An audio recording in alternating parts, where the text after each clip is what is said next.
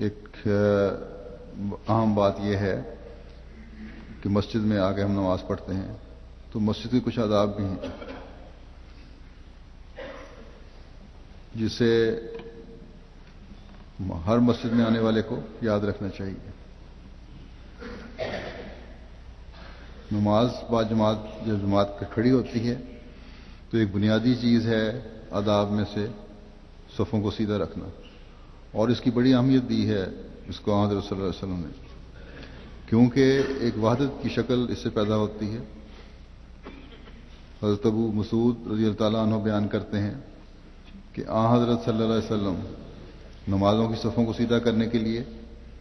ہمارے کندھوں پر ہاتھ رکھتے اور فرماتے صفیں سیدھی بناؤ اور آگے پیچھے نہ ہو، ورنہ تمہارے دلوں میں اختلاف بھر جائے گا. میرے قریب زیادہ علم والے سمجھدار لوگ کھڑے ہوں، پھر وہ لوگ جو رتبے میں ان سے قریب ہوں، پھر وہ لوگ جو ان سے قریب ہوں. تو صفیں سیدھی کرنے کی بڑی اہمیت ہے، آپس میں تعلقات کے لیے بھی اور ایک ہو کر اللہ تعالیٰ کے حضور جھکنے کے لیے بھی. تو ان صفیں سیدھی کرنے کے ضمن میں یہاں میں آج عورتوں کو بھی توجہ دلانا چاہتا ہوں. یہ عموماً شکایت آتی ہے عورتوں کی طرف سے یہاں بھی اور مختلف ممالک میں جب بھی جہاں دورے پہ جاؤں، عموماً عورتیں جو ہیں جمعے پہ اور جمعے کے علاوہ مسجد میں بھی نماز پڑھنے آ جاتی ہیں بعض دفعہ، اور لیکن شکایت یہ ہوتی ہے کہ صفیں سیدھی نہیں رکھتی، اور لجنہ کی انتظامیہ بھی اس طرف کوئی توجہ نہیں دیتی، بلکہ بعض دفعہ دیکھنے میں آیا ہے کہ عہدیداران جو ہیں خود بھی ٹیڑھی میڑھی صفوں میں کھڑی ہوتی ہیں، بیچ میں فاصلہ ہوتا ہے، خاص طور پر جلسے کے دنوں میں یا کسی مارکی میں وغیرہ میں اگر صف بن رہی ہو.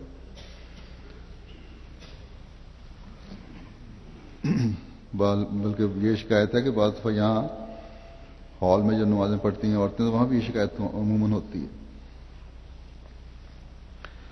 بعض بیمار اور بڑی عمر کی عورتیں کرسیاں بیچ میں رکھ کر صفوں میں بیٹھ جاتی ہیں. کرسی پر بیٹھنے والی جو ہیں جن کو مجبوری ہے وہ یا تو ایک طرف کرسی رکھا کریں یا جس طرح یہاں انتظام ہے کہ پیچھے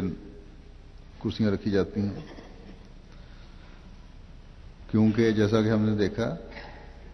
کہ نماز کے آداب میں سے صفوں کو سیدھا رکھنا انتہائی ضروری چیز ہے، اور بڑا اہتمام فرماتے تھے حضرت صلی اللہ علیہ وسلم اس بات پہ. پھر یہ بھی یاد رکھیں کہ خطبہ جمعہ جو ہے یہ بھی ایک نماز کا حصہ ہے. اس میں بعض عورتیں اور بچیاں جو شاید اسکولوں میں چھٹیوں کی وجہ سے آج کل مسجد میں آ جاتی ہیں،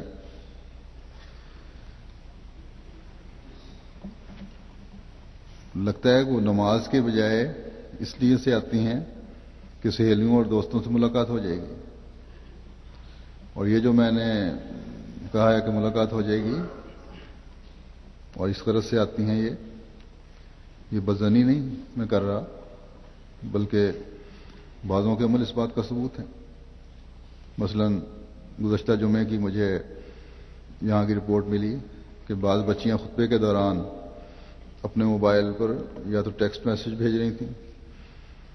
اور یا باتیں کر رہی تھیں، اور اس طرح دوسروں کا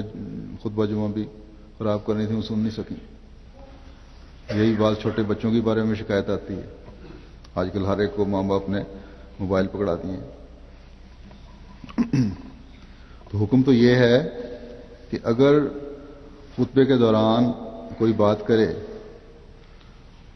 اور اسے روکنا ہو تو ہاتھ کے اشارے سے روکو، کیونکہ خطبہ جو ہے یہ بھی نماز کا حصہ ہے. یہ بظاہر چھوٹی باتیں ہیں لیکن بڑی اہمیت کی حامل ہیں، اس لیے ان کا خیال رکھنا چاہیے.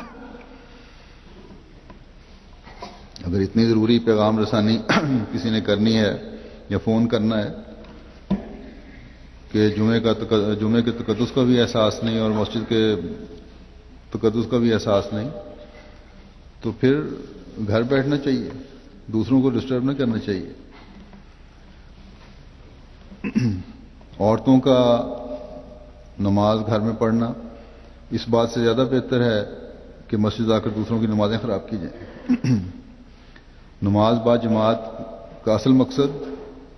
دلوں کی کجی دور کرنا اور آپس میں محبت پیدا کرنا ہے، اللہ تعالیٰ کے سامنے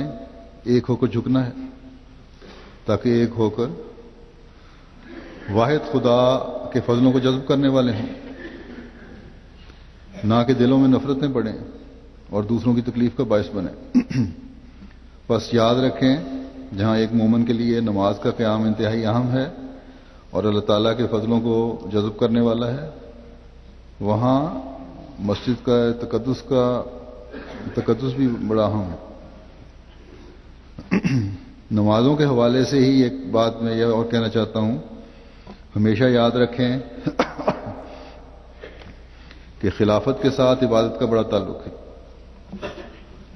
اور عبادت کیا ہے؟ نماز ہی ہے۔ جہاں مومنوں سے دلوں کی تسکین اور خلافت کا وعدہ ہے، وہاں ساتھ ہی اگلی آیت میں اقیم الصلاۃ کا بھی حکم ہے۔ بس سب سے پہلی شرط تمکنت حاصل کرنے کے لیے اور نظام خلافت سے فیض پانے کی یہ ہے کہ نماز قائم کرو، کیونکہ عبادت اور نماز ہی ہے جو اللہ تعالیٰ کے فضلوں کو جذب کرنے والی ہوگی۔ ورنہ اللہ تعالیٰ فرماتا ہے کہ میرے اس انعام کے بعد اگر تم میرے شکر گزار بنتے ہوئے میری عبادت کی طرف توجہ نہیں دو گے